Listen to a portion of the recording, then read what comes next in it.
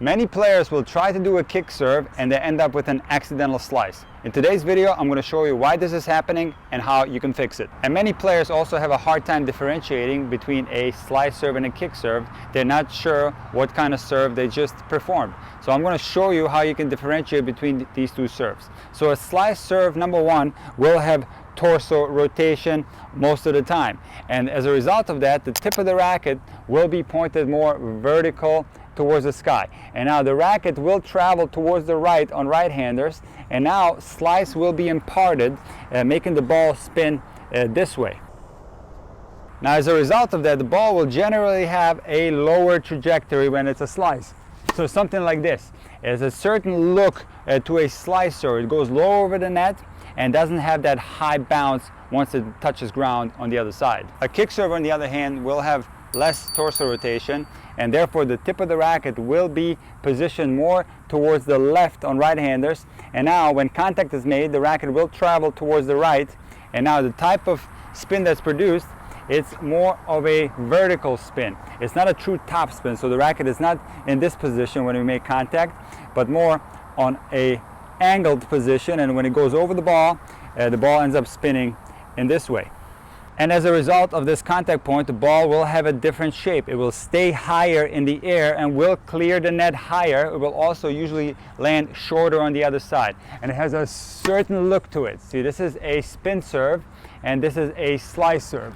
And you can see the difference in the two flight paths. And many players, even though they're doing the correct biomechanics, they're trying to stay sideways when attempting a kick serve, and they still end up with a slice. And there are two reasons on why this is happening. And the first reason is the toss. And there's a lot of confusion at the recreational level when it comes to the terminology that's used to describe the location of the toss. And the big confusion is when we refer to throwing the ball behind. Because we are standing sideways, behind would be this way, but I referred to this direction as left. The easiest way to understand behind is by simply taking the baseline. So inside the baseline is in front, behind the baseline is behind. If you take this side of the court, that is the right. If you take this side of the court, that is the left. It's irrelevant how you're standing, you just take the court as a guide for your direction. Also, some people are very confused by the clock analogy. So the clock analogy is very easy to understand if you take your left shoulder as 12 o'clock. So the left shoulder is 12 o'clock, and now obviously if you're talking about 11 o'clock, it's going to be slightly to the left of your shoulder. If we're talking about 12 o'clock, it's going to be right there in the middle, and if we're talking about 1 o'clock, it's going to be slightly towards the right. And maybe you're following my advice and you're trying to stay sideways when performing a kicker and you're still ending up with a slice. And one reason is that you're probably throwing the ball towards the right. So what happens is, even though you're staying sideways, if you throw the ball over here, you will be unable to get the tip of the racket positioned to the left, because that is what's going to create the kick. So now, because the ball is to the right, the racket will have to straighten out and you end up with an accidental slice. And no matter how hard you try to put spin over here on this side, you will not be able to get the spin because the tip of the racket is positioned vertical and it's going to turn into a slice serve. So it is crucial that the toss is at least at 12 o'clock to have any chance to put spin on the ball. The ball needs to be at 12 o'clock so that when we are making contact with the ball, the racket is positioned slightly pointing towards the side. And now when we hit towards the right, we can impart topspin.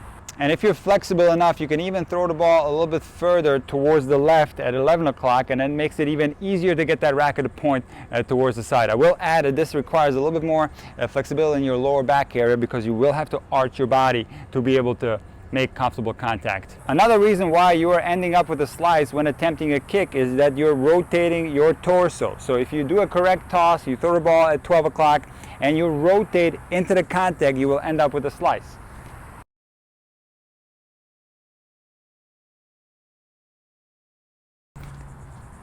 And what happens is, if you rotate into the contact, it changes the angle of the racket's face. So if you're rotating into the contact, there's going to be more a vertical positioning of the racket, and therefore you're going to impart slice on the ball. And if you stay sideways, on the other hand, it's much more natural for the racket head to be positioned to the left, and therefore as you finish, you will impart topspin on the ball. So when it comes to intentionally hitting a slice and a spin, it's all about the angle of the racket face at contact. However, you are not going to be aware of the angle of the racket face when you make contact, because that part is occurring when the racket accelerates to the maximum speed. So in order to intentionally hit a kick serve and to know that it was a kick serve, you're going to have to go by feel. And you're going to have to do two things correctly. The toss is going to have to be at least 12 o'clock, and you're going to have to stay sideways. And it's going to feel much different than having the ball further towards the right and then rotate into the ball.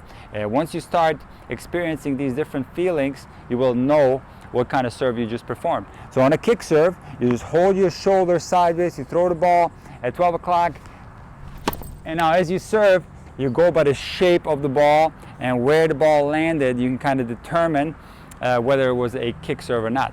So this type of motion where you stay like this feels much different than coming around on a slice serve. Now, if you're intentionally trying to hit a slice serve, an easy way to do this is by throwing the ball way over to the right. You will get a slice if you throw it way over to the right, and the reason is, as you're going towards the ball with your racket, the racket will continue going towards the right after contact, and you will also have a guaranteed vertical position of the racket head, and you will end up with an automatic slice. Now, you don't want to throw the ball way over to the right in matches because of two reasons. Number one, it's very easy to read this by the opponent. So if you're always throwing the ball way over there and attempting a slice, it's very easy to pick up by your opponent. And also, anytime you're making contact this far away from the body, you will lose power.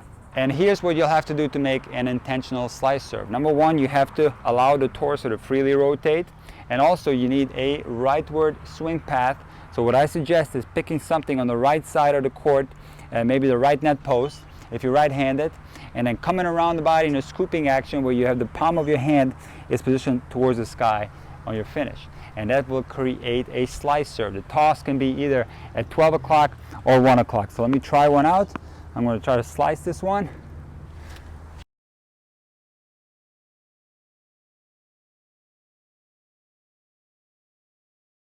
If you follow these tips, you will be able to avoid the accidental slice when trying to perform a kick serve. Generally, always have an intention prior to serving. Always know what you're going to do next. Are you attempting a flat serve, a kick serve, or a slice serve? When you have this in mind, you will be able to perform the proper techniques for each individual serve. If you have any questions, leave a comment in the section below. I'll be happy to respond. Hit that like button and subscribe if you haven't already. I'll see you next time.